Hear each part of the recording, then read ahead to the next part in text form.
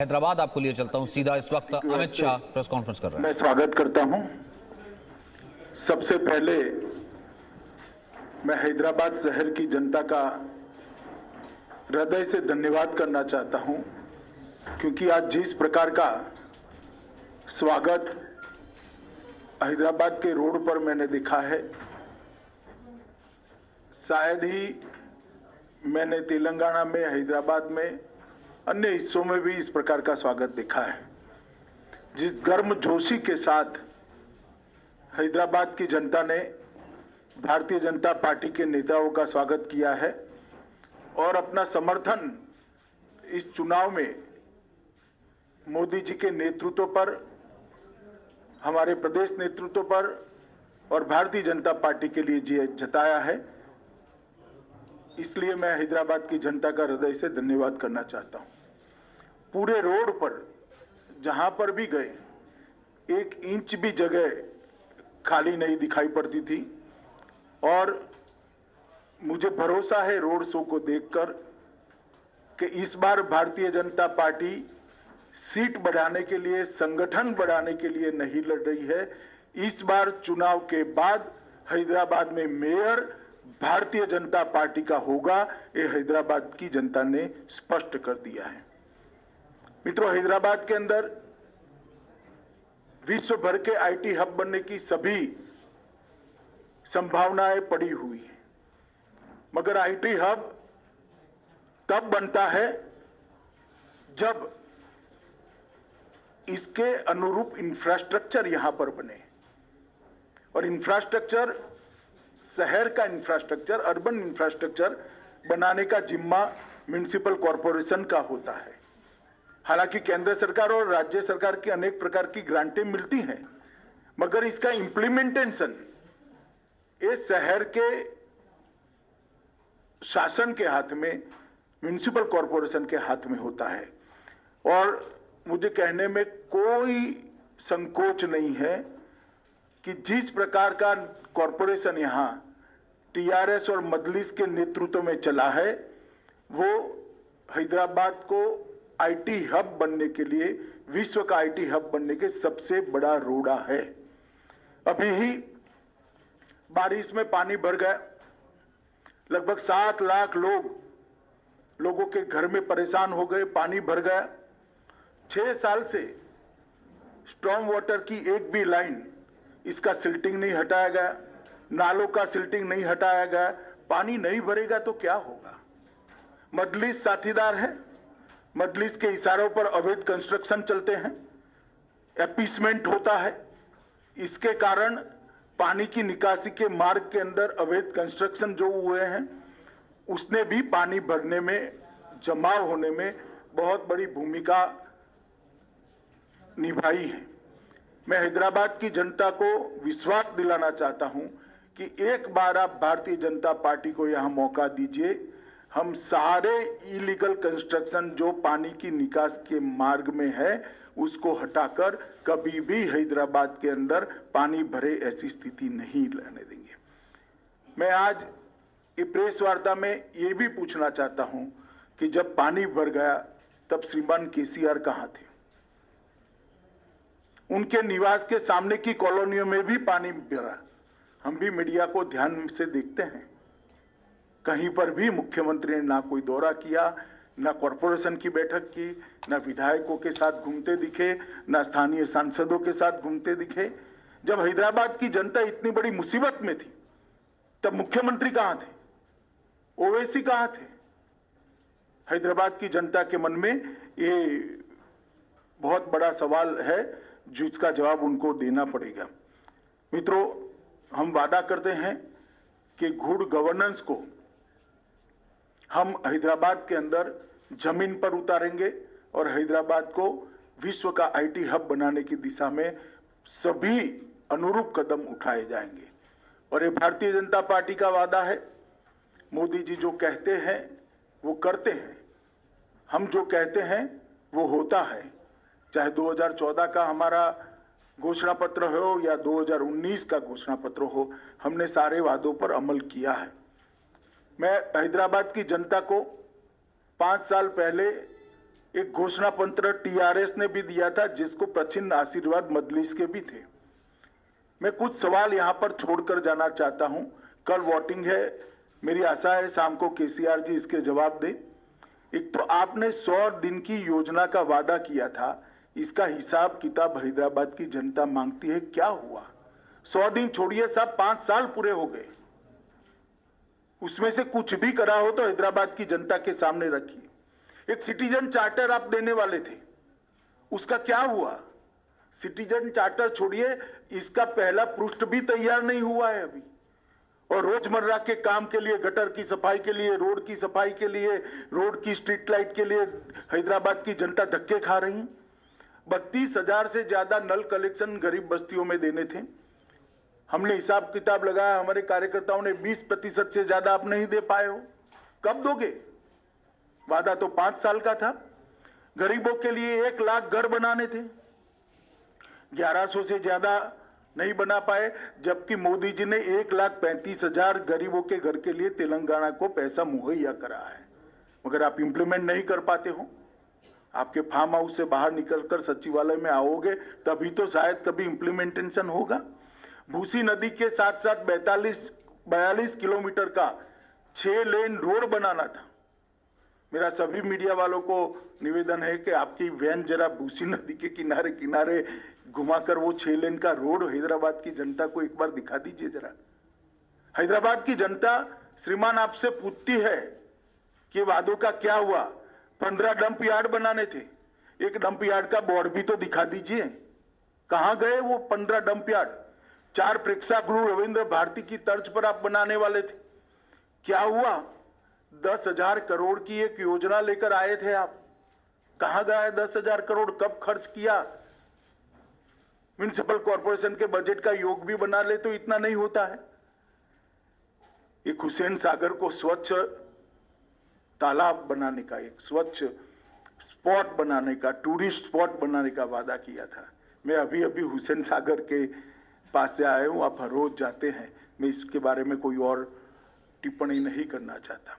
गांधी और उस्मानिया हॉस्पिटल की तर्ज पर 4 नए अस्पताल बनाने थे,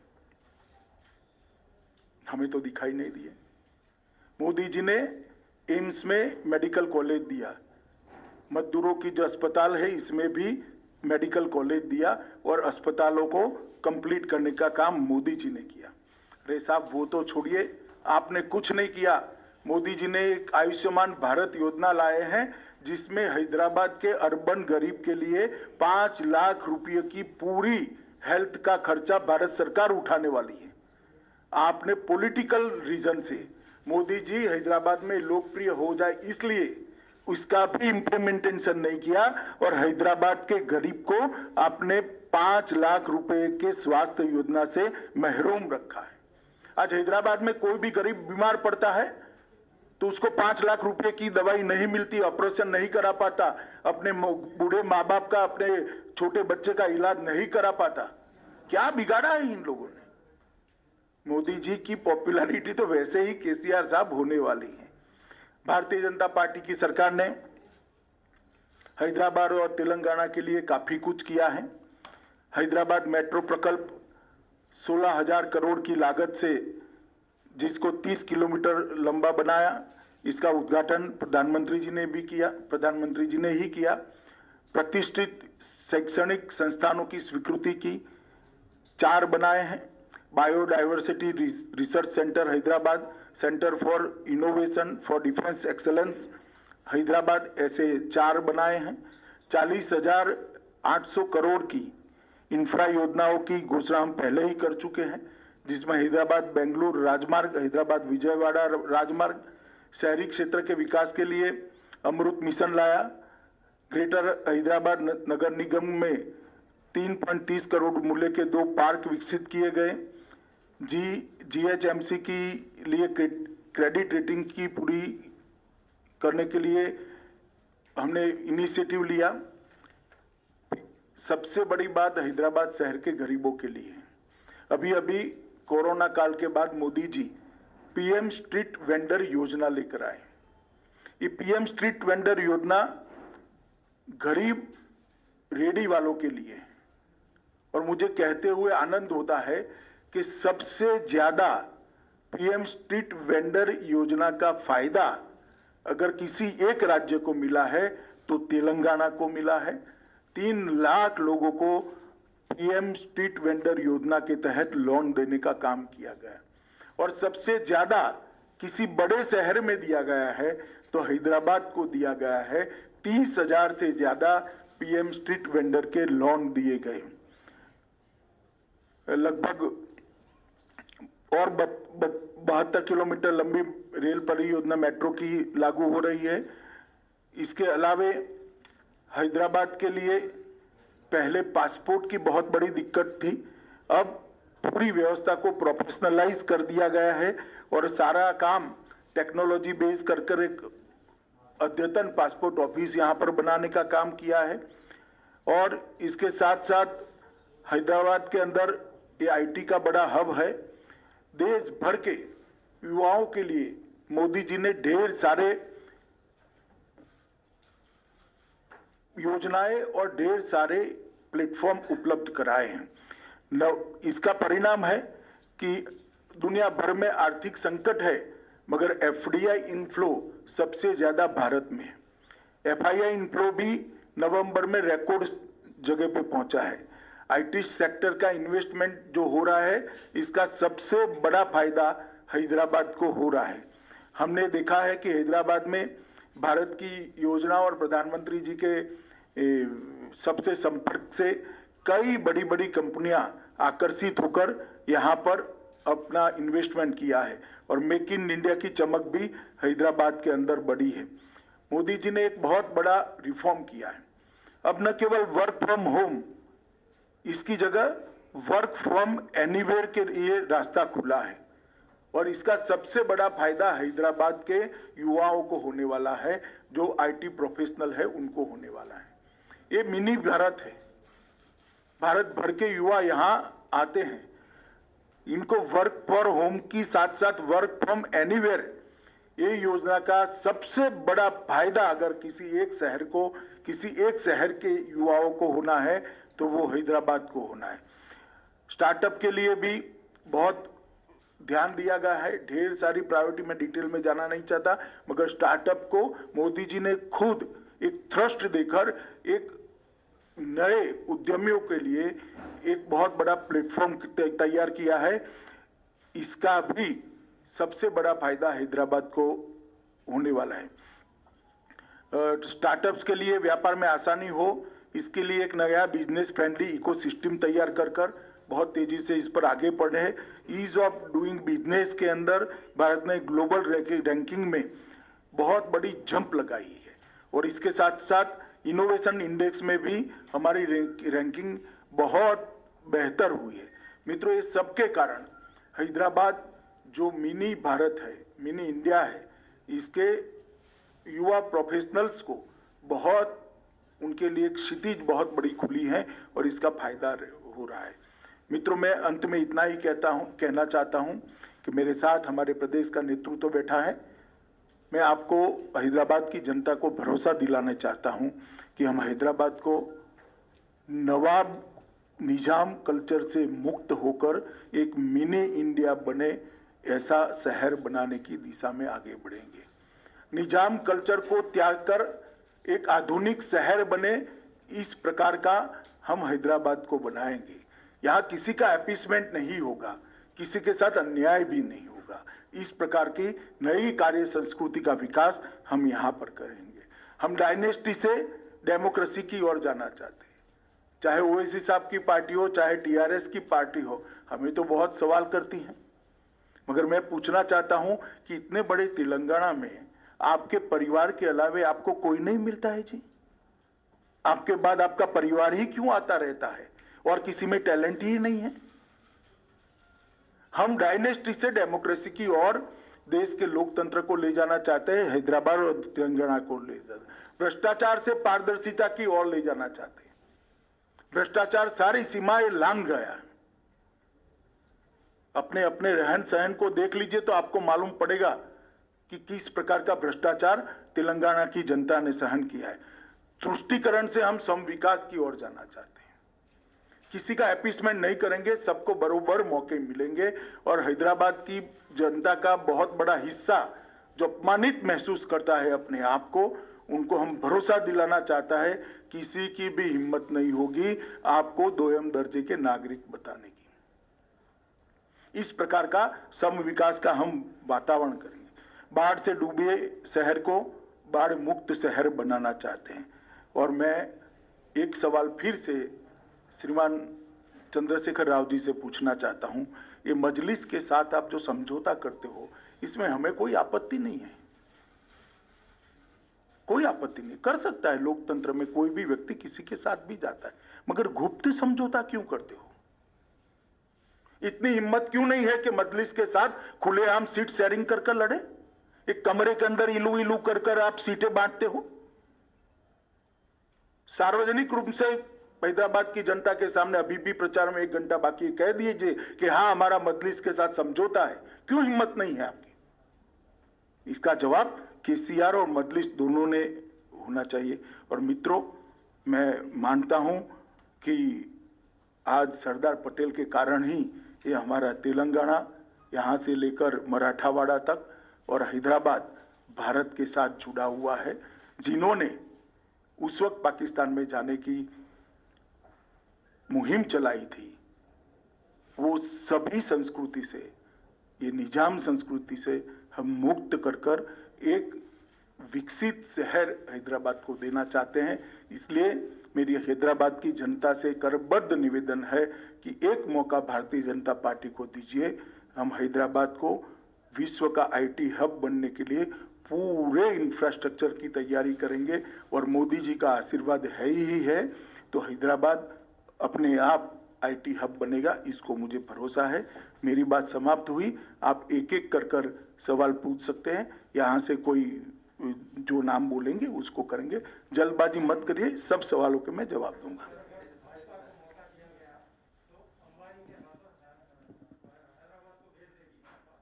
हैं?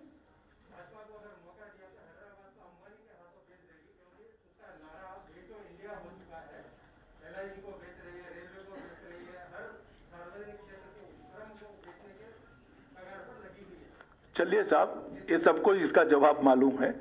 भारतीय जनता पार्टी कोई एक म्युनिसिपल कॉरपोरेशन में सत्ता में आने वाली पार्टी नहीं है।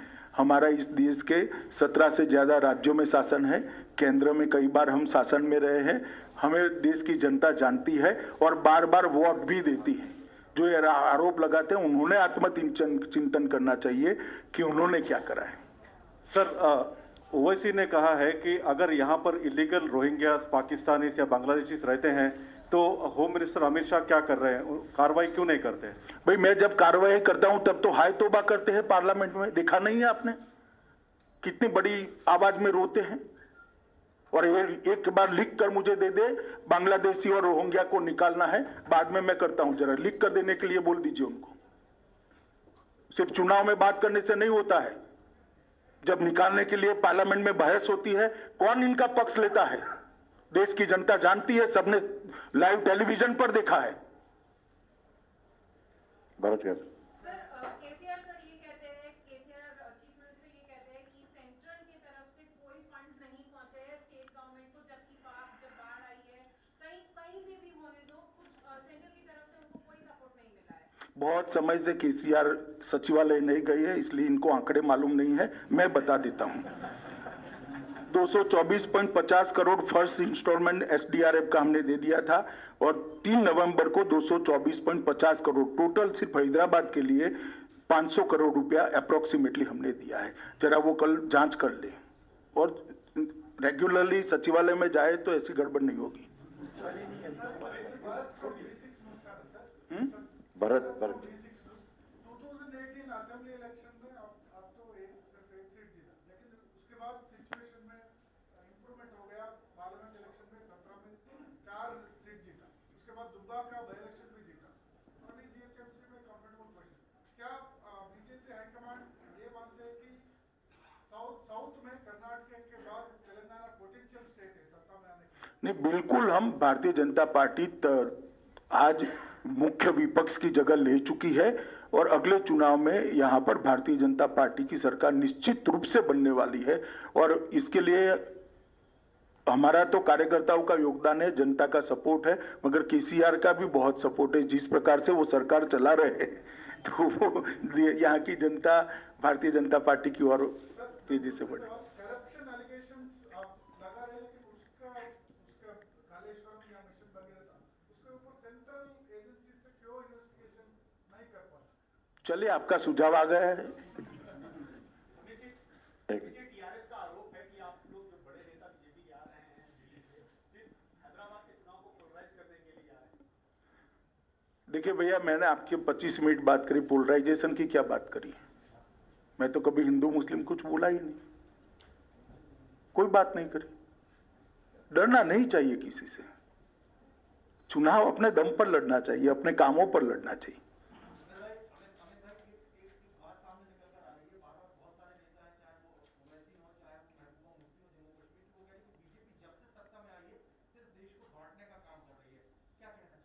देश तो भैया 1947 में बटा था, उसके बाद बटा ही नहीं है।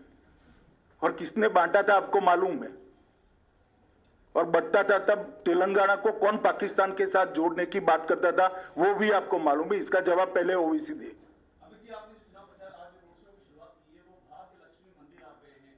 भाग्य नगर नाम बदलने की मांग बीजेपी की ओर से उठाई जा रही है। आपका भाग्य लक्ष्मी मंदिर जाना, वहां से पूजन करके शुरुआत करना, क्या ये उसी बात को रिफ्लेक्ट करता है? देखिए, मैं भाग्यलक्ष्मी मंदिर के अंदर मेरी व्यक्तिगत श्रद्धा के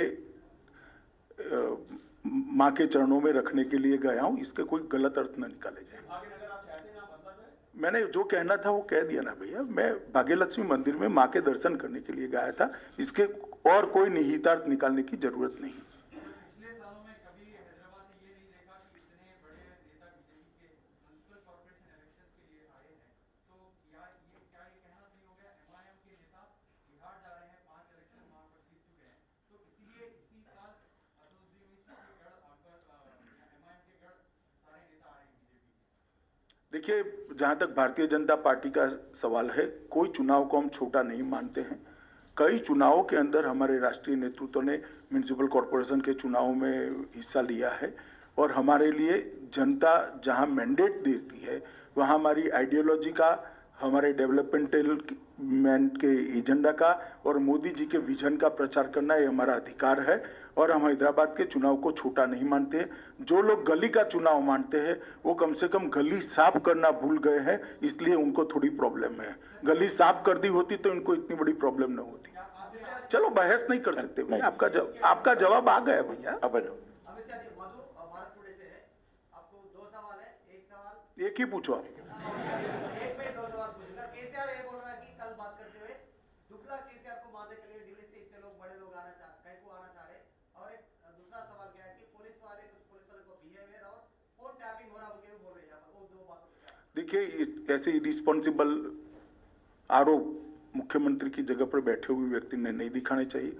फोन टेपिंग का उनके पास कोई कॉन्क्रीट एविडेंस है तो मुझे शिकायत करनी चाहिए, हम तुरंत जांच करेंगे और सब पर कदम उठाएंगे। एक और इतने दुबले व्यक्ति को हम मारने नहीं आए। चुनाव के लिए इनकी सोच क्या है? एक दूसरे को मारना होता है क्या? क्यों मारेंगे भैया? हम आपको भगवान 100 साल का करे, हमें कोई आपत्ति नहीं। हम आपको मारने नहीं आए हैं, हम हैदराबाद की स्थिति सुधारने आए, क्योंकि आप घर के बाहर निकलते ही नहीं हो। सर, केसीआर ने ये भी कहा था कल उनके पब्लिक मीटिंग में कि कुछ डिविजिव फोर्सेस हैदराबाद में आ रहे हैं, एंटर हो रहे हैं और हैवॉक क्रिएट। वो ओवैसी जी के लिए क्या है?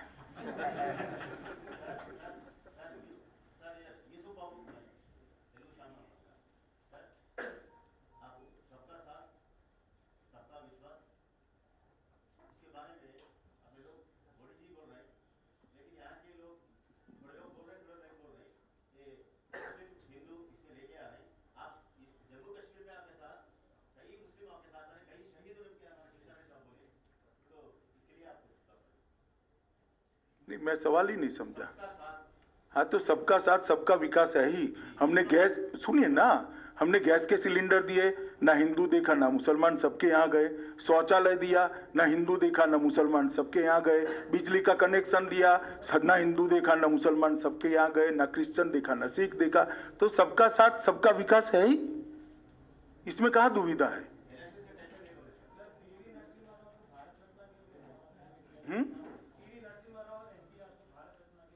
चलिए ऐसे मामले यहाँ नहीं चर्चा होती हुई है।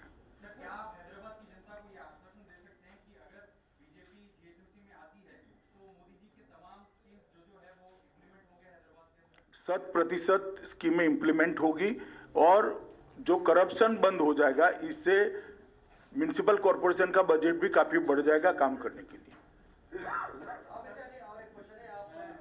अरे यार बाकी लोग नेक्स्ट छोड़ो बाकी लोगों को ऐसे नहीं होता, ऐसा नहीं होता।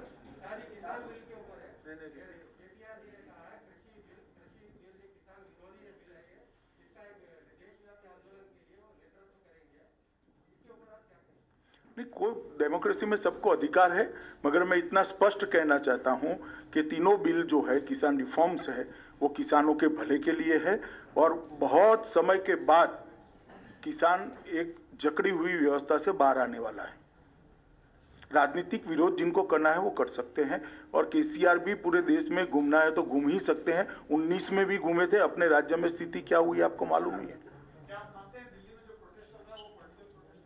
मैंने ऐसा नहीं कहा, मैं केसीआर की बात कर रहा हूं। मैंने किसानों के प्रोटेस्ट को कभी पॉलिटिकल नहीं कहा, ना कहना चाहता हूं। आप आपके शब्द मेरे मुंह में मत डालिए। मैंने स्पेसिफिक पिन पॉइंटेड केसीआर के लिए सवाल था, मैंने केसीआर के लिए जवाब दिया है। फनियर एक मिनट फनियर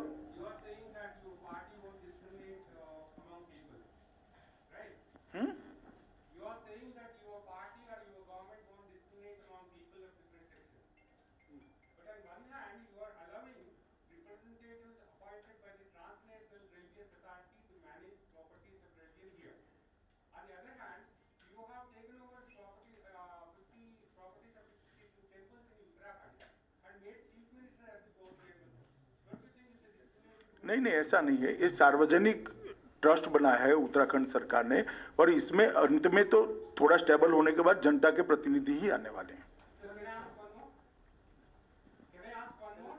हाँ पूछिए।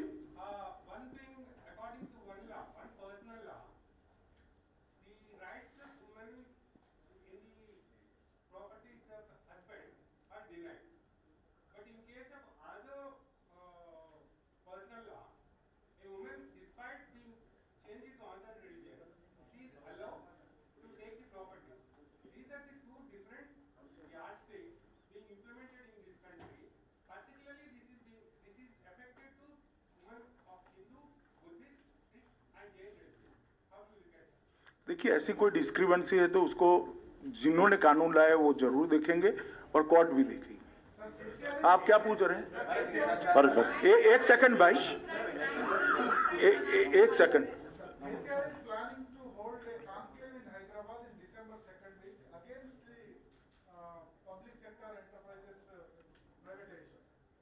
देखिए केसीआर हमेशा ऐसे काम ऐसा करने का बहुत प्रयास किया। 19 में भी आपको याद होगा एक विमान किराए पर रखा था और लगभग 16 राज्य में गए थे, सीटें आधी हो गई। यहाँ ऐसी कॉन्फ्रेंस ममता जी ने भी करी थी वहां पर, याद होगा कलकत्ता में, सीटें उनकी भी आधी हो गई। अब आधी बची है, इसका क्या होगा वो देखो आगे। चलिए सबका धन्यवाद, बहुत बहुत धन्यवाद। Presenting B News app available on Google Play and App Store. Download it now.